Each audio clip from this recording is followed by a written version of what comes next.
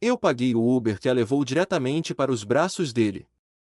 Carreguei as malas dela, beijei-lhe a testa e desejei-lhe uma viagem transformadora, convencido de que era o marido mais compreensivo do mundo. Mal sabia eu que, naquele preciso momento, a minha vida como a conhecia tinha acabado de expirar. Enquanto a via desaparecer na curva da estrada, a Inês sorria, não para mim, mas para o plano perfeito que tinha orquestrado nas minhas costas. Ela achava que eu era um homem cego de amor, incapaz de ver a maldade. Estava prestes a descobrir que a bondade, quando traída, não se transforma em tristeza, mas numa estratégia fria e implacável. O retiro espiritual era uma farsa, mas a lição que ela ia aprender seria bem real. O meu nome é Diogo. Tenho 42 anos, e se me tivessem visto há 2 meses, teriam dito que eu era o retrato do sucesso estável, um empresário na área da logística, dono de um apartamento com vista para o Tejo e casado com a mulher mais deslumbrante que conhecia. A Inês. Estávamos casados há 8 anos. Ela era intensa, vulcânica, uma daquelas pessoas que parecem sugar todo o oxigênio de uma sala apenas para se sentirem vivas. Eu, por outro lado, era a âncora. O pragmático. Aquele que garantia que as faturas eram pagas, que o frigorífico estava cheio e que os caprichos dela eram satisfeitos antes mesmo de serem verbalizados. Eu vivia numa ilusão confortável. Assumi o papel de provedor com um orgulho silencioso, ignorando os sinais óbvios de que o nosso casamento se tinha tornado numa via de sentido único. Eu cozinhava a maioria das noites porque ela dizia estar emocionalmente esgotada do seu trabalho numa galeria de arte. Eu planeava as férias. Eu pedia desculpa quando ela estava de mau humor, tornei-me num espectador da minha própria humilhação, disfarçada de devoção. Tudo começou numa terça-feira chuvosa em Lisboa. A Inês chegou a casa com aquele brilho febril nos olhos que eu, ingenuamente, confundi com entusiasmo. Disse-me que precisava de se reencontrar. Falou-me de um retiro espiritual no Gerês, isolado, sem rede, apenas meditação, yoga e silêncio com um grupo de amigas da faculdade. Disse que sentia que estava a perder a sua essência e que precisava daquela pausa para ser uma melhor esposa para mim. A ironia dessas palavras ainda hoje me provoca um travo amargo na boca. Não hesitei. Pelo contrário, incentivei-a, transferi o dinheiro para a conta dela para cobrir as despesas, ajudei-a a escolher a roupa mais confortável e até lhe comprei um tapete de yoga novo. Queria vê-la feliz. Na manhã da partida, ela estava estranhamente agitada, verificando o telemóvel a cada 2 minutos, escondendo o ecrã sempre que eu me aproximava. Atribuí isso à ansiedade da viagem. Abracei-a à porta, sentindo o corpo dela rígido contra o meu. O beijo que me deu foi gelado, protocolar, como quem carimba um documento antes de o arquivar. Os primeiros 3 dias foram de um silêncio quase absoluto. Recebi apenas 2 mensagens genéricas a dizer que a rede era péssima e que a paz da serra era curativa. Eu estava sozinho em casa, rodeado pelo eco da sua ausência, tentando convencer o meu instinto de que aquele aperto no estômago era apenas saudade. Mas o corpo humano é um radar sofisticado para a traição, nós sabemos antes mesmo de sabermos. Havia algo errado. O silêncio da casa não era pacífico, era o silêncio que antecede um terremoto. A confirmação chegou na tarde de quinta-feira, não através de uma premonição mística, mas através da tecnologia fria e dura. O meu telemóvel vibrou com uma notificação. Era o Nuno, um velho amigo da universidade que vivia no Algarve e que tinha fama de falar demais, mas que possuía uma lealdade inabalável. A mensagem era curta: preciso que me ligues. Agora. Não é conversa para mensagens. Liguei de imediato. A voz do Nuno tremia, algo que nunca tinha ouvido antes. Ele hesitou, tentou suavizar o golpe, mas a verdade não tem arestas suaves. Disse-me que não queria ser o portador do caos, mas que eu não merecia ser feito de idiota. Contou-me que tinha ido almoçar a um restaurante de marisco na Marina de Vila Moura e que, na mesa ao lado, não estava nenhum grupo de yoga. Estava a Inês. E ela não estava a meditar. Senti o sangue a fugir-me do rosto, deixando as minhas mãos dormentes. O Nuno continuou, implacável na sua descrição. A Inês estava acompanhada pelo Tiago, um ex-colega dela que sempre teve fama de predador, um homem que colecionava conquistas como quem coleciona relógios. Estavam de mãos dadas, a rir, a partilhar ostras e champanhe, hospedados num dos hotéis mais caros da zona. Não no Gerês. Não num retiro. Mas ali, a 300 quilômetros da suposta montanha sagrada, a gastar o meu dinheiro e a minha confiança. Ainda tentei negar. O cérebro humano tenta proteger-nos do choque, criando cenários absurdos para justificar o injustificável. Disse ao Nuno que podia ser um engano, que ela tinha uma sósia. O Nuno não discutiu. Apenas me enviou uma fotografia. O som da notificação foi como um tiro na sala vazia. Abri a imagem. O mundo parou. Não havia margem para dúvidas. Era Inês, com um fato de banho que eu nunca lhe tinha visto, a cabeça atirada para trás numa gargalhada que eu já não ouvia há anos, com a mão do Tiago possessivamente pousada na sua cintura. O fundo da foto mostrava inequivocamente o mar azul do Algarve e não as montanhas do Gerês. Naquele momento, não gritei. Não atirei o telemóvel contra a parede. Não chorei. Uma calma gélida apoderou-se de mim, uma clareza mental que só surge quando já não há nada a perder. Sentei-me no sofá de pele que ainda estávamos a pagar e olhei para aquela foto durante 10 minutos seguidos. A dor inicial, aguda e lancinante, começou a transmutar-se em algo muito mais perigoso: determinação. A Inês não tinha apenas cometido um adultério, ela tinha insultado a minha inteligência. Tinha usado a minha bondade como financiamento para sua luxúria. Tinha planeado cada detalhe, cada mentira, olhando-me nos olhos sem pestanejar. Se ela queria jogar jogos de estratégia, então tinha acabado de desafiar o adversário errado. Levantei-me, fui até o escritório e abri o meu computador portátil. Não ia confrontá-la por telefone. Não ia dar-lhe a oportunidade de inventar mais mentiras. Eu ia preparar as boas-vindas que ela merecia. O retiro dela estava prestes a acabar, mas o meu trabalho estava apenas a começar. Desliguei o portátil. A fase da investigação estava concluída, agora começava a da arquitetura da justiça. A raiva que antes me paralisara tinha sido destilada numa clareza de propósito assustadora. Peguei no telefone e marquei o número do Dr. Gonçalo Varela, um advogado que conhecera anos antes numa transação imobiliária.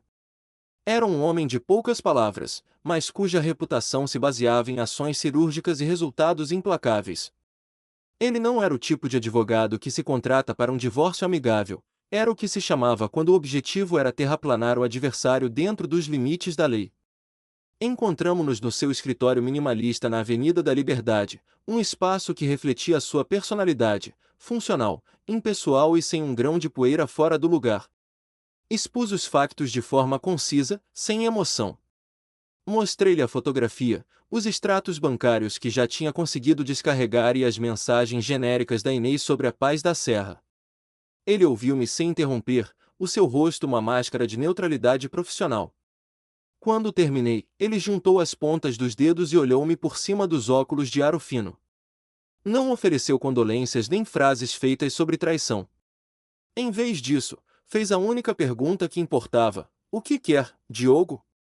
Quer feri-la ou quer ganhar? A pergunta pairou no ar, densa e carregada de significado. Eu sabia que ele não se referia a uma vitória moral, mas a uma aniquilação patrimonial e social. Respondi sem hesitar: quero ambos. Gonçalo esboçou o primeiro sinal de uma emoção, um sorriso quase imperceptível, predador. Explicou-me que a infidelidade, por si só, já não era um crime em Portugal, mas que as ações da Inês podiam ter cruzado a fronteira do mero adultério para o campo criminal. As pessoas subestimam a burocracia. Acham que mentir ao marido é uma coisa, mas mentir ao Estado, aos bancos, às empresas, isso é um jogo completamente diferente, disse ele. Com a sua orientação, mergulhamos numa auditoria forense à minha própria vida. Foi como desenterrar um cadáver no meu próprio jardim. Cada transação no cartão de crédito que eu lhe dera para emergências contava uma história. Jantares para dois em restaurantes onde ela dizia ter ido com clientes. Estadias em hotéis de charme que ela justificava como prospecção de artistas para a galeria. Compras em boutiques de luxo que não condiziam com as suas desculpas de estresse financeiro. Era uma vida dupla, meticulosamente construída e financiada por mim. Mas o verdadeiro golpe, a peça que mudaria o tabuleiro de jogo, estava escondido nos detalhes da reserva do hotel no Algarve. Gonçalo, com os seus recursos, obteve uma cópia da fatura. A reserva não estava apenas paga com o meu cartão. Para obter um desconto corporativo, a Inês tinha registrado a estadia em nome da minha empresa de logística. Tinha falsificado a minha assinatura eletrônica num formulário de autorização e listado Tiago como consultor de negócios. Aquelas palavras no monitor do computador de Gonçalo foram a minha epifania. Já não se tratava de uma traição sentimental. Era fraude. Falsificação de documentos. Abuso de confiança. Apropriação ilegítima de fundos da empresa. A Inês, na sua arrogância, tinha cometido um erro fatal: misturar os seus prazeres ilícitos com os meus negócios legítimos. E eu ia usar isso para desmantelar. O plano foi traçado naquela tarde, com a precisão de uma operação militar. Primeiro, apresentar uma queixa-crime por fraude, falsificação e uso indevido do nome da empresa. Não contra minha esposa, mas contra um utilizador desconhecido que acedeu fraudulentamente às contas da empresa, para evitar que ela fosse alertada. Segundo, informar a administração do condomínio de que uma terceira pessoa não autorizada, Tiago, tinha sido registrada sob pretextos falsos para acesso às áreas comuns, uma violação grave dos regulamentos de segurança. Terceiro, Gonçalo iria preparar uma providência cautelar para o arresto dos seus bens e a proibição de acesso à nossa casa, fundamentada no risco patrimonial e na quebra total da confiança. Quarto, iniciar o processo de divórcio por culpa exclusiva, com base nas provas irrefutáveis que tínhamos. O último passo do plano era o mais difícil e o mais cruel: esperar. Eu tinha de continuar a desempenhar o meu papel de marido preocupado, mas distante. Responder às suas mensagens esporádicas com monossílabos. Deixar que ela acreditasse que continuava a controlar a narrativa. A cada rede aqui é péssima, beijo que eu recebia, o meu sangue fervia, mas o meu rosto permanecia uma máscara de serenidade. A minha vingança não seria um ato de paixão explosiva, mas uma demolição lenta, calculada e perfeitamente legal. A Inês estava a desfrutar do sol do Algarve, convencida da sua esperteza, enquanto em Lisboa, a tempestade perfeita estava a ser meticulosamente preparada para sua chegada. Ela voltaria do seu retiro espiritual à espera de um abraço, mas encontraria as consequências. A espera transformou-se numa espécie de segunda pele. Por fora eu continuava a rotina, respondia a e-mails, coordenava caminhões, fingia ser apenas mais um empresário concentrado no trabalho. Por dentro, cada movimento meu estava orientado para um único objetivo: fechar todas as brechas por onde a Inês pudesse escapar às consequências do que tinha feito. Não sentia mais ciúme, sentia apenas a necessidade quase clínica de proteger tudo o que tinha construído antes dela existir na minha vida. O primeiro passo foi amputar o acesso dela ao meu dinheiro. Com a ajuda do Gonçalo, cancelei cartões, revoguei autorizações e informei o banco de que qualquer tentativa de utilização em nome da empresa sem a minha confirmação deveria ser imediatamente bloqueada. Passei de marido generoso a gestor de risco em poucas horas. A cada formulário assinado, a cada confirmação recebida, sentia um fragmento da antiga dependência emocional a cair. A Inês tinha usado meu nome como senha para o luxo, essa senha estava definitivamente desligada. Depois veio a parte mais fria, o contato com as autoridades. O Gonçalo redigiu uma participação detalhada sobre o uso fraudulento dos dados da empresa na reserva do hotel. Juntamos extratos, cópias de ecrã, registros de e-mail, tudo organizado numa sequência impossível de ignorar. Não apresentei aquilo como um drama conjugal, mas como um ataque à integridade de uma sociedade legalmente constituída. O Estado não se comove com corações partidos, mas reage quando percebe que alguém brincou com documentos e dinheiro de empresa. Enquanto o processo criminal começava a ganhar forma, outra frente abriu-se: a proteção do patrimônio comum. O apartamento onde vivíamos tinha sido comprado antes do casamento, mas ao longo dos anos as linhas jurídicas tinham se tornado difusas. O Gonçalo tratou de as redesenhar a meu favor. Preparou uma providência cautelar para impedir a movimentação de bens sem minha autorização e para limitar o acesso da Inês à casa, argumentando que existia risco real de dissipação patrimonial. Não era apenas uma questão de ciúme, era uma gestão de danos. Foi nesse mergulho na papelada que descobri a segunda traição invisível. Entre contratos antigos, apareceram 2 financiamentos em meu nome que eu nunca tinha assinado conscientemente, um para a compra de um automóvel que ela dizia pertencer à galeria, outro para equipamentos eletrônicos que nunca tinham entrado na nossa casa. As assinaturas eram imitações grosseiras da minha, suficientes para enganar uma funcionária distraída, mas não um perito. A cada nova prova de falsificação, a imagem que eu tinha da Inês afastava-se mais da mulher com quem me tinha deitado tantas noites e aproximava-se de alguém que eu não reconhecia. Apesar disso, não me senti tentado a vender a história como escândalo. Em nenhum momento considerei publicar a foto do hotel ou expor a situação nas redes. A ideia de transformar a nossa queda num espetáculo sempre me pareceu degradante. A justiça que eu procurava não era o linchamento público, mas a aplicação silenciosa das regras que ela própria tinha violado. Percebi que só podia controlar a minha parte da história. Eu não lia pensamentos alheios, apenas interpretava ações, como qualquer pessoa que conta a própria vida em primeira pessoa. A administração do condomínio foi notificada através de um relatório seco preparado pelo Gonçalo. Nele constava que uma pessoa externa, associada à minha esposa, tinha sido introduzida nas áreas comuns mediante declarações falsas relacionadas com a empresa. Pedi que todos os acessos futuros fossem condicionados à minha autorização expressa. As pessoas gostam de falar de amor eterno, mas esquecem que, no fim, são as chaves e os códigos que definem quem entra e quem fica na rua. Quando a providência cautelar foi deferida, senti pela primeira vez que o terreno voltava a estar firme sob os meus pés. O documento estabelecia limites claros. A Inês continuava legalmente minha esposa, mas já não podia dispor livremente da casa nem dos bens a ela associados. Tudo que era meu antes dela permanecia meu, tudo que tinha sido contaminado pelo seu esquema passava a ser vigiado de perto pelos tribunais. A partir dali, qualquer passo em falso dela deixaria arrasto oficial. Enquanto isso, a Inês continuava a enviar mensagens ocasionais, cheias de lugares comuns sobre meditação, silêncio e reconexão.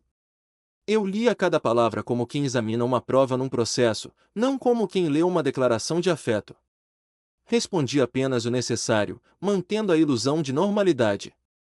A minha frieza não era vingança emocional, era disciplina.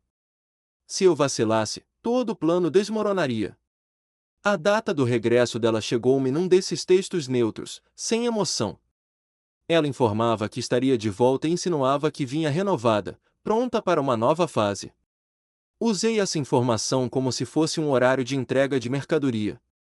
O Gonçalo coordenou a presença de um agente de execução, de elementos da polícia e de um serralheiro. A casa foi parcialmente esvaziada de antemão, separei as coisas dela, etiquetei caixas, deixei tudo pronto para sair sem discussão. Na véspera do seu regresso, percorri cada divisão não com nostalgia, mas com a atenção de alguém que faz um inventário final antes de fechar um armazém. Retirei documentos importantes do cofre, tirei fotografias dos bens mais valiosos, guardei em local seguro tudo aquilo que poderia ser alvo de disputa. Não deixei espaço para improvisos.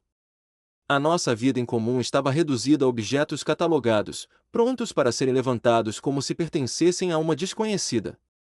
Quando finalmente fechei a porta e fiquei sozinho na sala quase despida de vestígios dela, soube que não havia retorno. A Inês saíra de casa convencida de que tinha um marido dócil à espera, regressaria a um homem que tinha aprendido a usar a própria dor como motor de estratégia. O som distante de um motor a aproximar-se foi o último aviso. A encenação estava montada. Faltava apenas a entrada em cena da protagonista que ainda não sabia que a história já não era dela. A hora chegou com a pontualidade cruel de um relógio suíço. O táxi parou em frente ao prédio, o mesmo onde tantas vezes a tinha visto chegar com aquele sorriso que eu adorava e que agora sabia ser falso. Eu observava da janela do segundo andar, oculto pela penumbra das cortinas, como um general a observar o campo de batalha antes do primeiro tiro. Ao meu lado, o agente de execução verificava o relógio, impaciente. A polícia aguardava no carro estacionado do outro lado da rua, discretos mas presentes, uma garantia de que a lei estava do meu lado. A Inês saiu do carro, radiante. O bronzeado da praia contrastava com o vestido branco, leve, de quem acredita que a vida é um verão eterno. Ela não trazia a paz espiritual que prometera ir buscar, trazia a arrogância de quem acha que o crime compensa. Via pegar no telemóvel, provavelmente para me enviar aquela mensagem cínica a dizer: "Estou a subir, meu amor." O meu telefone vibrou no bolso. Ignorei-o. O tempo das palavras tinha acabado. Ela tocou a campainha. O som ecoou no apartamento vazio como um gongo. Esperei 5 segundos, 10 deixei a dúvida instalar-se nela. Depois, abri a porta. O sorriso dela morreu instantaneamente, não porque me visse zangado, mas porque viu o cenário atrás de mim. O hall de entrada estava irreconhecível. Não havia tapetes, não havia quadros, não havia o aroma velas que ela tanto gostava. Havia caixas de cartão empilhadas, numeradas e seladas com fita adesiva castanha. E havia estranhos. Um homem de fato escuro com uma prancheta e 2 agentes fardados que subiam as escadas naquele preciso momento. Diogo? O que se passa? A voz dela saiu estrangulada, fina. Os olhos saltavam de mim para as caixas, para os polícias, tentando processar uma realidade que não encaixava no guião que ela tinha escrito na sua cabeça. Não respondi.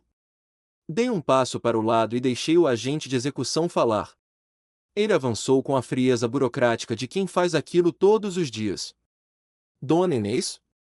Sou o agente de execução encarregado do cumprimento da providência cautelar de arresto e despejo imediato, decretada pelo Tribunal da Comarca de Lisboa.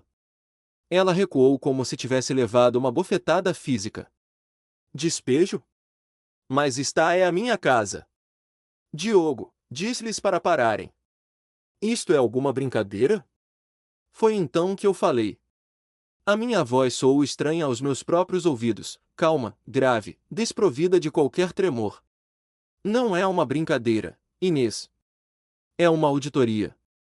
Avancei até ela, mantendo a distância de segurança, não por medo dela, mas por respeito a mim mesmo. Tu não foste a um retiro. Foste cometer crimes. Fraude, falsificação de documentos, abuso de confiança agravado. Atirei as palavras como pedras polidas. A tua estadia no Algarve, paga pela minha empresa, com Tiago registrado como consultor, foi o teu erro fatal. Não traíste apenas um marido, tentaste defraudar uma entidade comercial. A cor desapareceu do rosto dela. A menção do nome do Tiago foi o golpe de misericórdia. Ela tentou gaguejar uma negação, uma desculpa, mas as palavras morreram-lhe na garganta. Os agentes da polícia aproximaram-se. Minha senhora, temos instruções para acompanhar a retirada dos seus bens pessoais. Tudo que está nestas caixas é seu.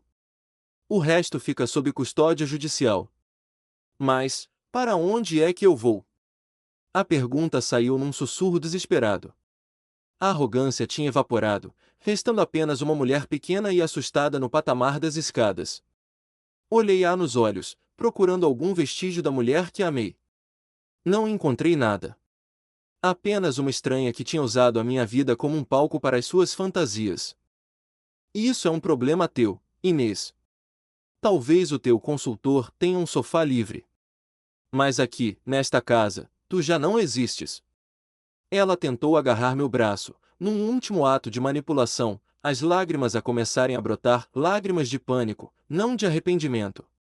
Eu afastei-me suavemente. Não toques em nada. Não toques em mim. Acabou. O serralheiro começou a mudar a fechadura enquanto ela ainda estava ali parada, a ver a sua vida ser desmontada e posta na rua. As caixas com a roupa, os sapatos, as joias que eu lhe dera, tudo que ela era cabia num metro cúbico de cartão. Os vizinhos começaram a espreitar pelas portas entreabertas, atraídos pelo drama. A vergonha social, aquele medo que ela sempre teve de o que os outros vão pensar, abateu-se sobre ela com a força de um tsunami. Enquanto ela descia as escadas atrás dos polícias que carregavam as suas caixas, parou e olhou para cima uma última vez. Tu és um monstro, gritou ela, a voz a quebrar. Fechei a porta na cara dela. O clique da nova fechadura a trancar foi o som mais libertador que já ouvi. Não, eu não era um monstro. Eu era apenas um homem que tinha decidido que a dignidade não se negocia. Fui até a janela e via na rua, rodeada pelas caixas, a tentar fazer uma chamada. Ninguém atendeu. O Tiago, como eu previra, não era homem para crises, apenas para festas. Ela estava sozinha, na calçada fria de Lisboa, a aprender a lição mais dura de todas: a liberdade tem um preço, e a mentira cobra juros altíssimos. Os meses seguintes foram uma sucessão fria de papéis assinados, audiências e silêncios. O divórcio avançou com a rapidez que só a culpa irrefutável permite. A Inês tentou contratar um advogado para contestar, mas nenhum conseguiu desfazer as provas que eu tinha acumulado. As fotografias, os extratos bancários, os documentos falsificados, tudo se acumulou numa montanha de evidências contra a qual ela não tinha defesa. O tribunal decidiu pela dissolução por culpa exclusiva dela, o que significou que o patrimônio ficou protegido. A casa, a empresa, os bens que eu trouxera para o casamento, tudo permaneceu comigo, como sempre deveria ter sido. A queixa-crime seguiu o seu caminho. A polícia judiciária investigou o caso de falsificação de documentos empresariais. O Tiago, confrontado com as consequências legais de ter participado num esquema fraudulento, desapareceu como fumo. Nunca respondeu a nenhuma das chamadas da Inês. Ela descobriu da pior maneira possível que os homens que aceitam ser cúmplices de traições raramente ficam ao lado das suas amantes quando os holofotes se acendem. A Inês perdeu o emprego na galeria quando o escândalo se tornou público. A reputação dela, construída ao longo de anos, desmoronou-se numa questão de semanas. Os amigos comuns afastaram-se, não porque eu tivesse pedido, mas porque a verdade tem uma forma de separar o trigo do joio. Quem tinha princípios manteve distância. Quem era como ela foi junto dela para os bastidores da derrota. Eu não senti triunfo nessa destruição. Apenas uma serenidade que vinha de saber que tinha feito o que era correto sem baixar o meu caráter ao nível do dela.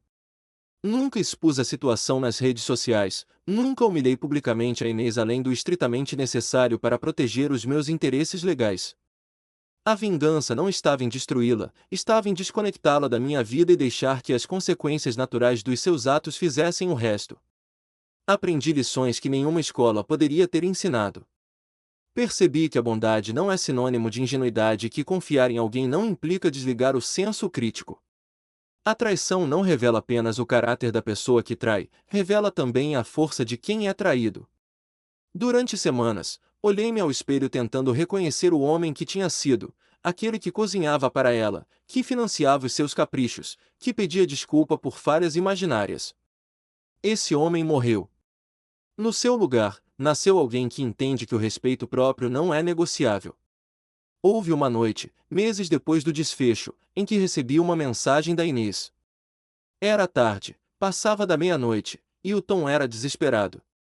Ela pedia para conversarmos, dizia que tinha aprendido a lição, que estava arrependida. Que eu era o amor da vida dela e que merecia uma segunda oportunidade. Li a mensagem 3 vezes. A primeira leitura fez-me sentir uma pontada de dor, um eco do homem que tinha sido. A segunda leitura trouxe raiva pela audácia de ela achar que podia simplesmente reescrever a história. A terceira leitura trouxe clareza. Não respondi. Bloqueei o número.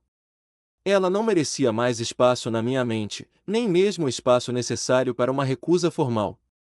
O silêncio, percebi, era a resposta mais poderosa que eu podia dar. Não era crueldade, era autopreservação. Reconstruí a minha vida peça por peça. Redecorei a casa, eliminando todos os vestígios dela. Voltei a investir tempo em amizades que tinha negligenciado durante o casamento. Viajei sozinho, redescobrindo quem eu era fora da sombra de uma relação tóxica. Não procurei imediatamente outra companhia romântica, primeiro precisava de curar as feridas e fortalecer as fundações. A empresa continuou a crescer. Sem as distrações emocionais, consegui concentrar-me inteiramente no trabalho. Contratei novos colaboradores, expandi rotas, investi em tecnologia. O sucesso profissional tornou-se uma prova viva de que a adversidade, quando enfrentada com estratégia, pode ser transformada em combustível para a evolução. Se me perguntam hoje se perdoei a Inês, a resposta é sim. Perdoei-a não por ela merecer, mas por que carregar ódio seria dar-lhe um poder sobre mim que ela já não tem? Perdoar foi a minha libertação, não a dela. Mas perdoar não significa esquecer, nem significa reabrir portas que foram trancadas por boas razões. A justiça chegou, não com estrondo, mas com a precisão silenciosa da lei. A Inês enfrentou processos, perdeu bens, viu a sua vida desmoronar-se. Eu segui em frente, mais forte, mais sábio, mais consciente do meu valor. A melhor vingança, percebi, não é destruir o outro. É reconstruir-se a si próprio com os destroços e emergir melhor do que antes. Esta história não termina com um final feliz de conto de fadas. Termina com algo mais valioso, dignidade recuperada. E se há uma lição que quero deixar a quem leu ou ouve isto, é esta: quando alguém te trair, não deixes que essa traição defina quem tu és. Define-te pelas escolhas que fazes depois. Podes escolher a destruição mútua ou podes escolher a reconstrução individual. Eu escolhi a segunda opção. E foi a melhor decisão que já tomei. E tu? Se estivesses no meu lugar, terias feito o mesmo? Será que a justiça legal é suficiente ou há situações em que devemos perdoar e dar uma segunda oportunidade? Deixa a tua opinião nos comentários.